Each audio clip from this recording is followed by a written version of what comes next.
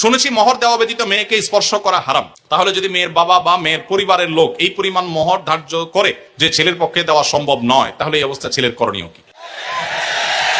প্রশ্ন কমন পড়ে গেছে, এই তো। আচ্ছা শুনেন, যারা ঠিক ঠিক করছে এই সব হয় আবিয়াত্তে পুরুষ, আর না হলে বিয়ে করে বেচারা ফাইসা গেছে। শুনেন, প্রথম কথা হলো যে মোহর ধার্য করলে সেটা দিতে হবে বাধ্য। আল্লাহ বলেছেন ওয়াতুন নিসা সাদুকাতিহিন্না নিহলা, তোমরা তোমাদের স্ত্রীদের মোহর পরিশোধ করে দাও, এটা তাদের প্রাপ্য অধিকার, এটা দিয়ে দিতে হবে, এটা ক্লিয়ার। তবে সে দেওয়াটা আপনি নগদও দিতে পারেন, পরেও দিতে পারেন। মোহর দেওয়া ছাড়া স্ত্রীকে স্পর্শ করা হারাম, এই কথা ভুল। প্রশ্নে যিনি লিখেছেন এটা সঠিক কোনো কথা না। এখন কথা হলো বাপ মা বেশি ধরে ফেলছে, কি করবেন? বুদ্ধি খুব সোজা, শিখাই দিব।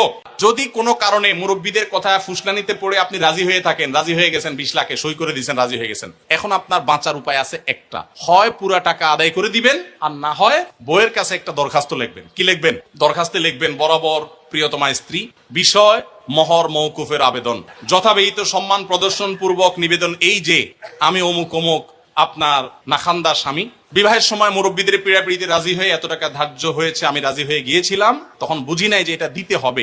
এখন যেহেতু জানলাম এটা দিতে হবে, আর এত টাকা দেওয়ার ক্ষমতা আমার নাই, আমি গরিব মানুষ, অতএব অনুগ্রহ করে আপনি সেখান থেকে কিছু কমাইয়া দিয়া বাধিত করিবেন।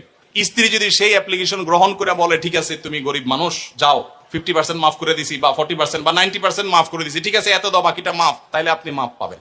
আর যদি স্ত্রী মাফ না করে, তাহলে বলবেন ঠিক আছে আমি আপনার থালা বাসন কোসন ইত্যাদি ধুয়ে দিব, এটার বাবদ আপনি কিছু মাফ করে দেন। মানে খোলাসা কথা হলো যেভাবেই হোক স্ত্রীর কাছ থেকে আপনাকে মাফ আদায় করতে হবে। চেষ্টা করবো তো আমরা সবাই।